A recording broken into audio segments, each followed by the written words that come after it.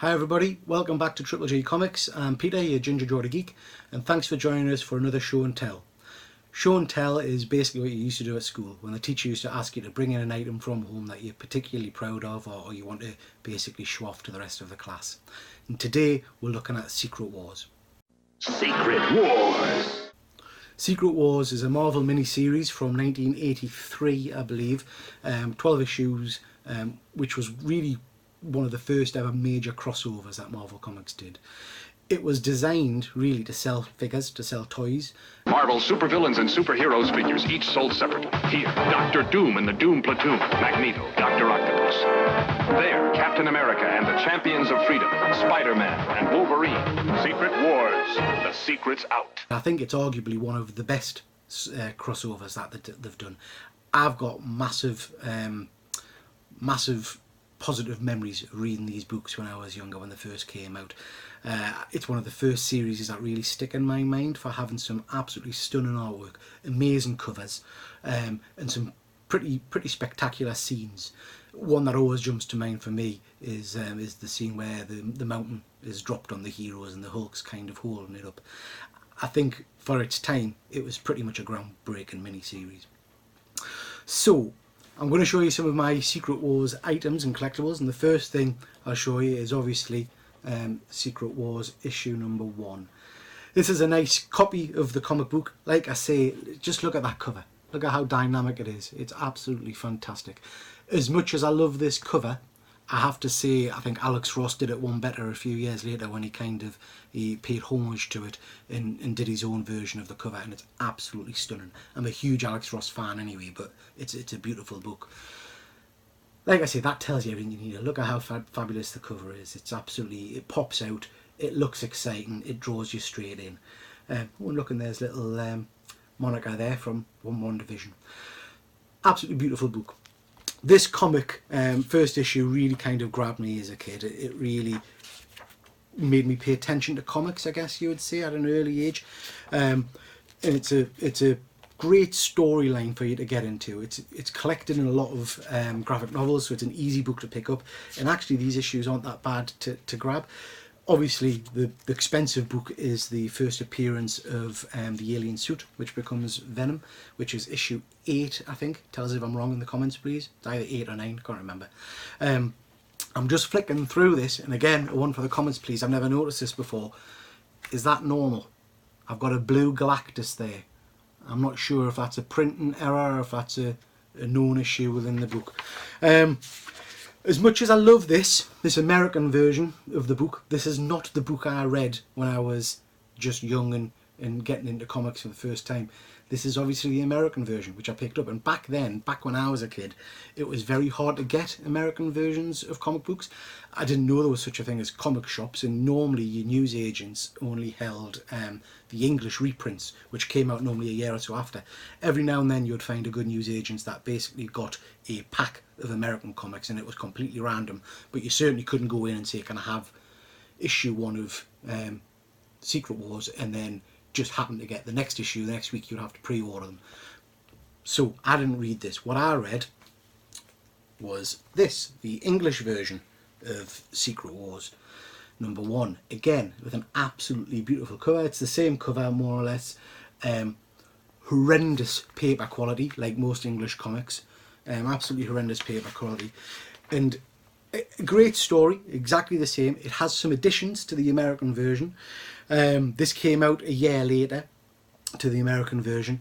A bit bizarre, I'm going to be honest. So if you look at it, I'm trying to get the pages, we'll have this weird kind of colour thing going on. So first page is in colour, which is lovely. Next couple of pages are in colour, and then for no reason at all we'll shift to black and white. Now it's black and white for a few more pages, and then we'll have a colour page. Just you know, why not? And then we'll have another colour page, and then we'll go back to black and white. You know, so it's a bit disjointed. I'm not quite sure why. Well, I would imagine they did that to save money.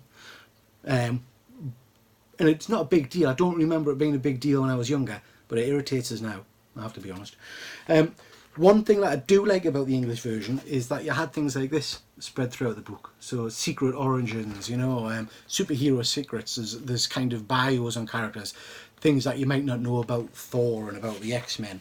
Then we have adverts for other English versions of the comics within there as well. Now, one thing that that really stuck in my mind as a kid was a series that they do within the Secret Wars comics that I don't think was in the American version. I'd be really, if there's anybody, if this gets to America, you know what I mean, like I'm that important and famous that I'm going to America now. If this gets to America, I'd be really interested to see if any of our American friends have seen this. But Marvel, basically, within the Secret Wars comics, did this series called The Secret Artist.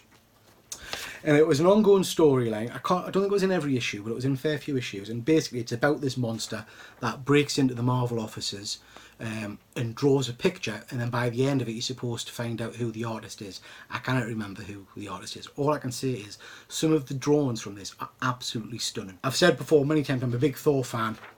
This version, the Secret Artist version of the Mighty Thor, is tremendous. I mean, look at that. Absolutely brilliant.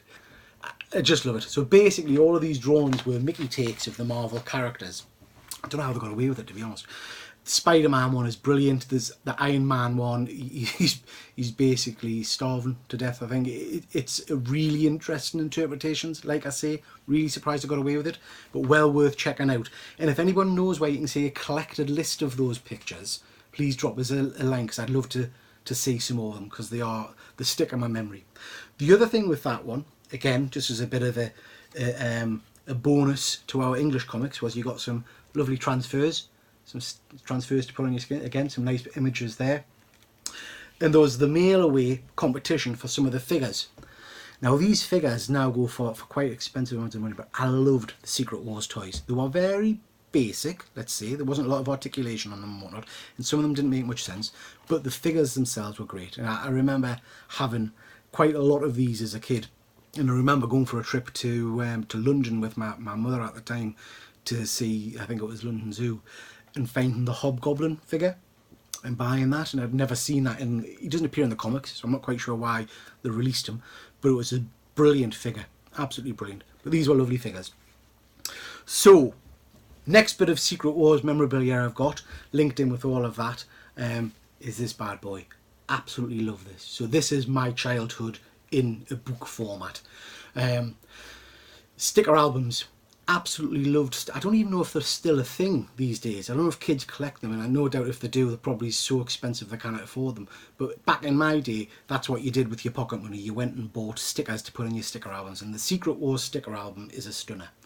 So over the course of the last few years, I've been collecting as many of these sticker albums for various cartoons, and I'll do a video on that at some other point. Trying to get full albums, and some of them are really expensive, much to my surprise. One of the big things with the sticker albums was you always had your standard stickers, but then there was always like chase stickers, so it would either be shiny ones or prism ones or whatever. Secret Wars is no different, and I'll show you those in a minute. So this Secret Wars album, as you can see, it's complete, all complete. And again, it just talks you through most of the story in sticker format. It's a lovely, lovely album to have. The chase stickers are the special stickers in this one. Let's have a look with these bad boys. So kind of little individual cutout stickers to put on your battle scene, as it were.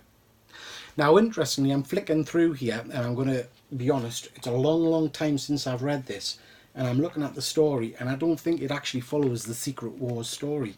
I don't recognise some of the images in it, unless I've missed sections of the Secret Wars story. I don't know if it's a separate storyline or not. I'll have a read of it. So yeah, beautiful sticker album. Not badly priced, this one. You can find this one pretty easily. This isn't my original one, obviously. I bought this off eBay, and I bought it complete.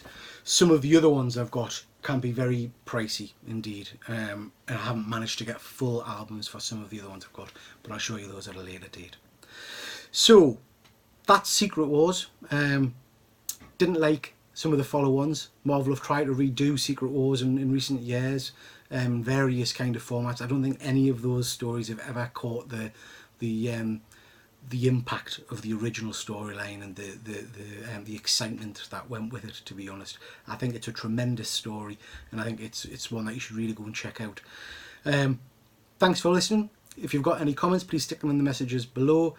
Interested to know if you've got any Secret Wars collectibles. Interested to know if you've got any of the figures. I think that might be what I'll move on to next, starting to collect some of the toys that go along with the line. But again, we'll just have to see, because they are quite pricey, and I'll probably rather spend my money on books. I don't know, I'll see. Thanks for watching, see you next time, bye.